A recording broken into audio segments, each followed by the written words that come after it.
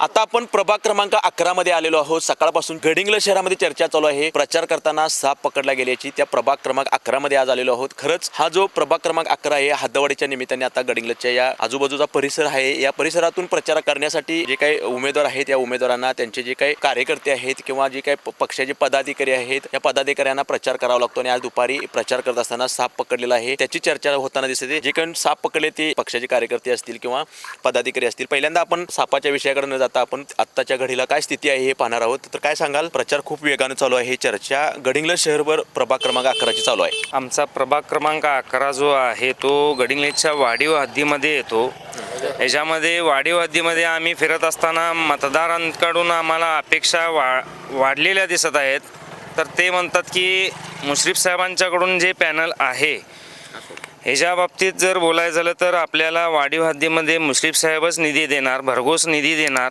त्यामुळं आपण मुश्रीफ साहेबांच्या पॅनलला भरघोस मताने निवडून देणार आणि मनसेबरोबर युती झालेली असल्यामुळे नागेशदादा चौगले हे खळखट्याक असे व्यक्तिमत्व आहे। त्यामुळं आंदोलनाचा बादशाह म्हणून ओळखले जाणारे नागेश चौगले हे गडिंग्लजकरांच्या मनातील ताईत आहेत। त्यामुळं लोकांच्या घरापर्यंत आम्ही त्यांचं चिन्ह पोचवण्यासाठी चाललो आहे। नागेशदादांच्या मिसेस स्वातीताई चौगले यांना चिन्ह मिळालेलं आहे सिलेंडर। लोकांच्या मनातील, गडिंग्लजकरांच्या मनातील, जनतेच्या मनातील ताईत नागेशदादा चौगले यांनी स्वतःच परवा बोलणं केले चिन्ह मिळाल्यावर की चिन्हापेक्षाही माझं नावच हे एक चिन्ह आहे। तरी पण आज आम्ही सिलेंडर घरोघरी पोचवण्यासाठी फिरत असताना नागरिकांच्यातून आणि इथल्या सुज्ञ मतदारांच्याकडून एकच बोललं जात आहे की आपला प्रभाग हा वाढीव हद्दीतला आहे आणि इतर रस्ते, गटारी, पाणी असू दे, वीज असू दे, या बाबतीत भरपूर समस्या आहेत आणि त्या समस्या सोडवण्यासाठी आम्हाला फक्त मुश्रीफ साहेब आणि नागेशदादा चौगले आणि उदयदादा परीट यांच्याशिवाय पर्याय नाही असं मतदारांच्यातूनच मागणी होत आहे की आपणच या वार्डाचे भविष्य काळातील नगरसेवक म्हणून या ठिकाणी येऊन आमची गरज, आमच्या ज्या समस्या आहेत त्या पूर्ण करावे असे ते म्हणत आहेत।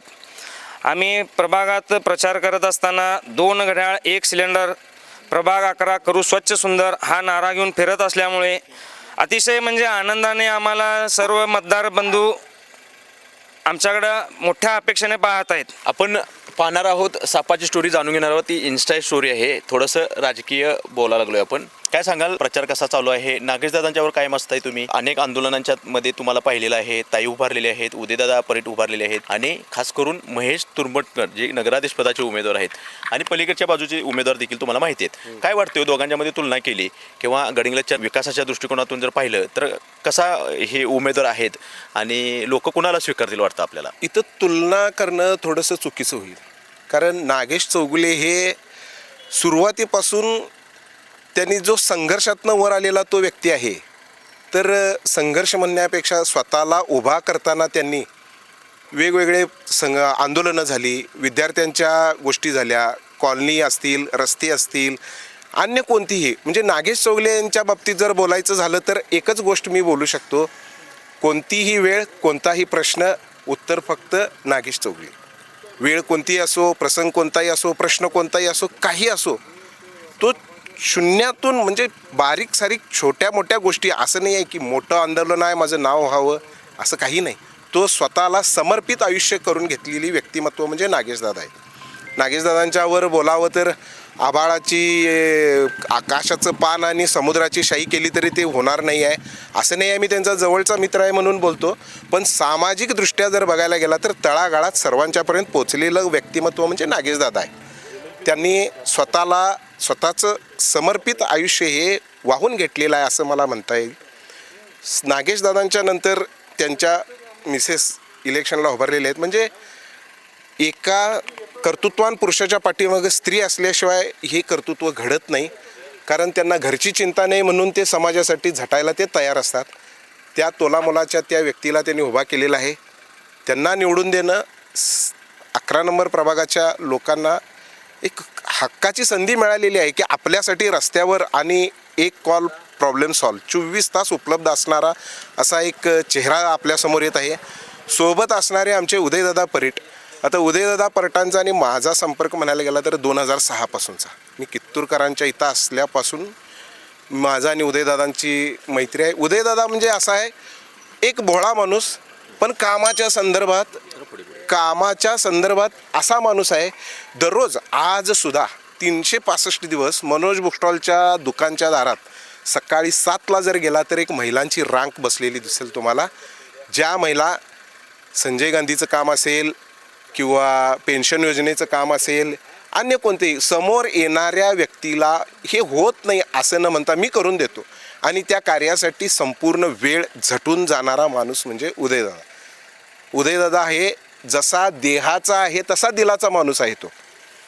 आणि महेश तुर्भत मठांची ते फारसं समाजातल्या लोकांना माहिती नसलेलं व्यक्तिमत्व आहे, पण या इलेक्शनच्या माध्यमातून त्यांचं स्टेजवरचं बोलणं आणि त्यांनी केलेलं पाठीमागचं काम जे आज समोर येत आहे समाज माध्यमांच्या माध्यमातून, तर ते प्रचंड अभ्यासू व्यक्तिमत्व आहे. त्यांचं काम फार मोठं आहे. त्यांनी आजरा रोडचं एक हॉस्पिटल पूर्वी चालू केलेलं होतं. ब्लड बँकच्या गैरहजेरीतसुद्धा ब्लड बँकेसाठी काम केलेलं आहे. बऱ्याच गोष्टी त्यांनी केलेल्या आहेत ज्या समाज माध्यमांच्या समोर येणं. हे जे लोक आहेत जे स्वतःला झोकून देऊन काम करतात, त्या लोकांना आपण प्रकाशात आणावं असं मी तुम्हालाही एक विनंती करतो, समाज माध्यमाच्या लोकांना. आणि या लोकांनी खूप चांगलं काम केलेलं आहे. मला प्रभाग क्रमांक 11च्या समस्त नागरिकांना हात जोडून विनंती आहे की कळकळीचे आणि तळमळीचे कार्यकर्ते मिळालेले आहेत. प्रभागाचा विकास 100% ते लोक करणार आणि झटून करणार, कुठेही कमी पडणार नाहीत ह्याची हमी नाही, खात्री आहे छातीवर हात ठेवून. प्रचार कसा चालू आहे? प्रभाग 11मध्ये आपण फिरत आहात, समस्या जाणून घेता, नागरिकांशी संवाद साधताय. प्रभाग क्रमांक 11मध्ये उदयदादा परीट आणि स्वातीताई चौगुले यांचं हे 2 उमेदवार असे आहेत की ते सगळ्यांचे प्रॉब्लेम सॉल्व्ह करणारे आहेत. सोबत आमचे नागेश चौगुले आहेतच. त्याच्यामुळं सर्वांनी विचार करून मतदान करावं. आमचं चिन्ह थोडं लेटनं आलेलं आहे. गॅस सिलेंडर आहे आमचं चिन्ह. आम्ही घराघरात ते ओळखीचंच आहे, परिचयाचंच आहे ते चिन्ह. त्याच्यामुळे जास्त काही सांगायला लागणार नाही मतदारांना, परंतु विनंती करतो 2 घड्याळ आणि 1 गॅस सिलेंडर असं भरघोस मताने निवडून द्या असं माझी म्हणजे खूप इच्छा आहे. स्वातीताईंचं चिन्ह हे लेटनं आलेलं नाही, आधीच पोच झालेला आहे घरोघरी, त्याच्यावरच स्वयंपाक चालतोय तुमचा. आणि आता फक्त सस्पेन्स होतं ते 8 तारखेला परवाच्या दिवशी ते डिक्लेअर करण्यात आलं. आता आपण खरं तर या सापाच्या विषयाकडे जाणार आहोत. प्रभास साबळे जे आहेत मनसेचे पदाधिकारी आहेत, त्यांनीच या प्रचारादरम्यान जे की स्वाती नागे चौगुले त्यांचा प्रचार करत असताना प्रभागामध्ये साप दिसला. त्यानंतर नागरिकांनी सांगितलं आणि तत्काळ प्रभात हा धावून गेला आणि तो साप पकडून तो नागरिक वस्तीपासून त्यांनी दूर जंगलामध्ये सोडून आले. तर प्रभात आहे आपल्यासोबत. प्रभात, खरंच गडिंग्लजवर चर्चा चालू आहे सकाळपासून आणि सापाची इनसाईड स्टोरी काय आहे सर्वांना ऐकायचं आहे. काय झालं प्रचार करताना आणि साप कुठे पकडला कसा, आणि हे सर्व सांगत असताना प्रचाराच्या बाबतीत पण काय चालू आहे सांगा. आज सकाळी ठीक 8 वाजता आम्ही प्रचाराला सुरुवात केली. प्रचार करत असताना आपल्या घाळी कॉलनी ह्या भागामध्ये प्रचार करत असताना आम्ही पुढं प्रचार करत जात होतो, पण एका व्यक्तीच्या पायाखालून तो साप गेला. साप गेल्यानंतर बाजूला त्या घाणीचं साम्राज्य होतं. घाणीचं साम्राज्य असल्यामुळं सापाचं वर्दळ तिथं आहेच आणि त्यांची तक्रारही होतीच, पण त्यांच्याकडं दुर्लक्ष झालं होतं.